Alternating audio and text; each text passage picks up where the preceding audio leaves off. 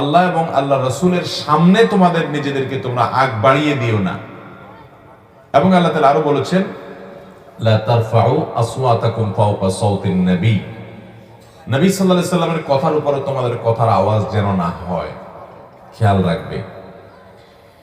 এই পুরো বিষয়ের উপরে আল্লাহ রাব্বুল আলামিন আমাদেরকে যে নির্দেশগুলো দিয়েছেন তার প্রথমটি হলো আল্লাহ এবং তার রাসূলের কথার উপরে আগ বেড়ে যেন কথা না বলি। এর ব্যাখ্যা কি?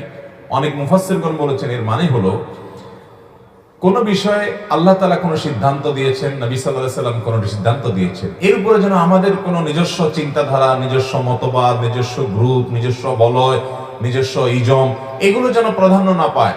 নসে কোরআনী এবং নসে হাদিস, নবী সাল্লাল্লাহু আলাইহি সাল্লামের কথা, কোরআনের কোন ভাষ্য, এটার উপরে যেন আমাদের কোন নিজস্ব কোনো কিছু যেন প্রাধান্য না পায়। এটাই হবে আল্লাহ এবং তার রাসূলের সামনে আগ বেড়ে কথা বলার মতো। আবার এটার একটা ব্যাখ্যা এটাও যে নবী করিম সাল্লাল্লাহু আলাইহি সাল্লামের উপস্থিতিতে তার সামনে আদব লেহাজ বজায় রেখে কথা বলা। তিনি যখন কোনো কথা বলতে যাবেন আগ বেড়ে তার সামনে পণ্ডিতি না করা, কথাবার্তা না বলা। এখানে যদিও নবী করিম সাল্লাল্লাহু আলাইহি সাল্লামের কাছে কথা বলা হচ্ছে, তার পাশাপাশি এই আদব লেহাজ ওলামায়ে কেরামের সাথে, মুরব্বীদের সাথে, বাবা মার সাথে বিশেষভাবে পালনযোগ্য। এবং আমাদের বহু মুসলমান ভাইরা আছেন, বহু ইমানদার, বহুত নামাজি, বহুত রোজাদার, বহুত আমলদার ভাইরা আছেন, যাদের মধ্যে এই আদব লেহাজের ত্রুটি প্রচন্ড রকমের দেখা যায়। অথচ সূরা হুজুরাতে প্রথমেই আমাদেরকে আদব শেখানো হয়েছে যে কিভাবে নবী করিম সাল্লাল্লাহু আলাইহি ওয়াসাল্লামের সাথে আদব লেহাজ বজায় রেখে কথা বলতে হবে। আল্লাহ তাআলা রীতিমতো বলেছেন যে নবীর কথার উপরে তোমাদের কথার আওয়াজ যেন বড় না হয়, যদি হয় তাহলে শঙ্কা আছে তোমাদের আমল পর্যন্ত বরবাদ হয়ে যেতে পারে, আমল ডিলিট করে দেওয়া হতে পারে যদি বেয়াদবি থাকে।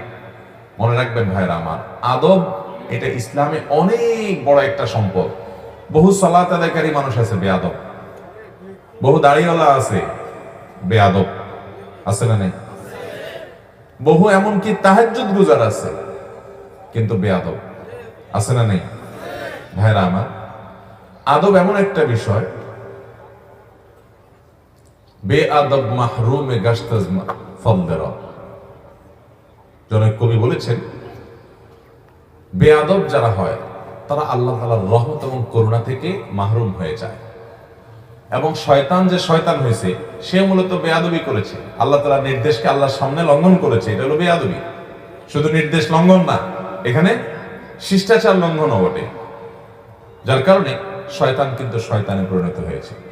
নবী করিম সাল্লাল্লাহু আলাইহি সাল্লামের প্রতি যে আদব লেহাজ বজায় রাখতে বলা হয়েছে এবং আল্লাহ তাআলা সাবধান করেছেন, এই কথা আমাদের সকলের জন্য সমানভাবে প্রযোজ্য। যদিও আমাদের মাঝে নবী সাল্লাল্লাহু আলাইহি সাল্লাম নাই। আপনার সামনে কেউ নবী করিম সাল্লাল্লাহু আলাইহি সাল্লামের হাদিস দিয়ে যখন কথা বলল, আপনার কাছে যদি কোনো হাদিস থাকে, আয়াত থাকে তো ভালো কথা, কিন্তু নবী সাল্লাল্লাহু আলাইহি সাল্লামের হাদিস শোনার পরও আপনি আমতা করে, আপনি নিয়ে বিনিয়ে বিভিন্ন যুক্তি তর্ক দিয়ে সেটাকে পাশ কাটিয়ে যদি আপনি যাওয়ার চেষ্টা করেন, তাহলে কেমন যেন আপনি নবী সাল্লাল্লাহু আলাইহি সাল্লামের হাদিসের প্রতি বেয়াদবি করলেন, শিষ্টাচার বহির্ভূত কাজ করলেন, আদব লঙ্ঘন করলেন। তাহলে কখনো আপনি ভালো মুসলমান হতে পারেন?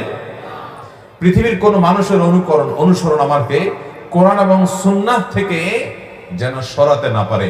এটা হলো সুন্নাতে রাসূলের প্রতি, নবী সাল্লাল্লাহু আলাইহি সাল্লামের হাদিসের প্রতি আমাদের আদব এবং শিষ্টাচার হবে। শুধু তাই নয়, নবী সাল্লাল্লাহু আলাইহি সাল্লামের হাদিসের কথা আমি শুনেছি, আমি মাথা নত করে ফেলবো, আমার আর সামনে আমি পা বাড়াবো না, যেহেতু আমি নবী সাল্লাল্লাহু আলাইহি সাল্লামের নির্দেশ পেয়েছি, নিষেধ পেয়েছি, কোরআনের আয়াত পেয়েছি, আদেশ নিষেধ পেয়েছি, আমার আর কোনো সে থাকবে না, আমি তার সামনে নিজেকে মাথা নত করে দেব। এটাই হলো আদব মা আল্লাহ, এটাই হলো আদব মা আর রাসূল। আর যদি আমার যুক্তি, বুদ্ধি, তর্ক, ইজম, গ্রুপ, মতবাদ এগুলোকে আমরা নিয়ে বিনিয়ে টিকায় রাখতে গিয়ে ওই হাদিসকে, আয়াতকে টেনে টুনে খাটুক বা না খাটুক ব্যাখ্যা করার চেষ্টা, ওটাকে ধামাচাপা দেওয়ার চেষ্টা করি, তাহলে এটা হবে আল্লাহর সাথে বেয়াদবি, আল্লাহর রাসূলের সাথে বেয়াদবি। এরকম বেয়াদবি আমরা অনেক সময় করি কি করি না বলেন? আমি একটা কিছু বলে ফেলেছি, এর বিপরীতে হাদিস পাওয়া গেছে, তারপরে আমি যেহেতু বলে ফেলছি বা আমরা যেহেতু এটা বলি, অতএব এটাকে যে কোনো ভাবে টেনে টুনে হলেও গায়ের জোরে হলেও টেকাতে হবে। এটা আল্লাহ এবং তার রাসূলের শানে আদবের খেলাফ। মুহতারাম হাজরিন, ঠিক একই ভাবে আমাদের যারা মুরব্বীরা আছেন, বাবা মা আছেন, উস্তাজ আছেন, ওলামায়ে কেরাম আছেন, টিচাররা আছেন, বয়সে বড়রা আছেন, তাদের সামনেও আমরা কথা বলতে যাব না আগ বেড়ে। কোনো কথা বলতে হবে তাদের অনুমতি নিয়ে বলবো। তাদের সামনে কথা বলতে গিয়ে তাদের কথারে পাত্তা না দিয়ে নিজে নিজে সেখানে কথা বলা শুরু করা, তাদেরকে দমায় রাখার চেষ্টা করা, কিংবা তাদের কথার উপরে বড় কথা বলা। অনেক ছেলেরা আছেন যে অন্য অনেক দিক থেকে তার ভালো গুণ, তিনি সৎ, তিনি অন্য অনেক দিক থেকে ভালো আছেন, কিন্তু বাবার সামনে কথা বলার সময় জোরে জোরে কথা বলে, বাবার আওয়াজ আছে তার আওয়াজ জোরে হয়। আছে না নেই? স্পষ্ট বেয়াদবি। এবং এই বেয়াদবি যাতে কোনো মুসলমান না করে, এই জন্য সূরা হুজুরাতের শুরুতে আমাদেরকে নবী করিম সাল্লাল্লাহু আলাইহি ওয়াসাল্লামের সাথে শিষ্টাচারের শিক্ষা দেওয়া হয়েছে। আল্লাহ তাআলা আমাদের সবাইকে সেই শিষ্টাচার অবলম্বন করে, অনুসরণ করে আমাদের জীবনকে সাজাবার, সুন্দর করার তৌফিক দান করুন। সবাই আদব লেহাজ বজায় রাখবো তো ইনশাআল্লাহ। আজকাল আদবের বড় অভাব চলছে ভাই। আমলওয়ালা মানুষ টুকটাক পাবেন, ফরজ নির্দেশগুলো মানার প্রবণতা আছে, আগ্রহ আছে, এরকম মানুষও পাবেন, কিন্তু আদব লেহাজ বজায় রেখে চলার মতো মানুষ খুব বেশি একটা পাবেন। এই জন্য ভাইরা, ভালো মুসলমান হতে হলে আপনাকে আল্লাহ তাআলার ফরজ আদেশ নিষেধগুলো যেমন মানতে হবে, তেমন ইসলামী শিষ্টাচার, ভদ্রতা এটাও বজায় রাখতে হবে। একজন সাহাবী বাপ ছেলে দুজনকে সমান্তরাল ভাবে হেঁটে যেতে দেখে তিনি থামিয়ে বললেন, তোমাদের মধ্যে বাপ কে বেটা কে? তখন পরিচয় দিলেন যে উনি আমার আব্বা, আমি ওনার ছেলে।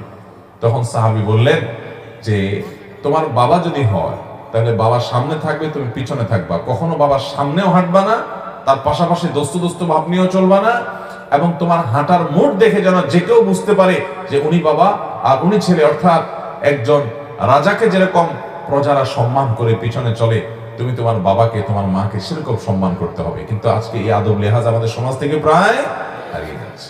আল্লাহ তাআলা আমাদের সবাইকে এই আদব লেহাজগুলোকে মেনে চলার তৌফিক দান করুন।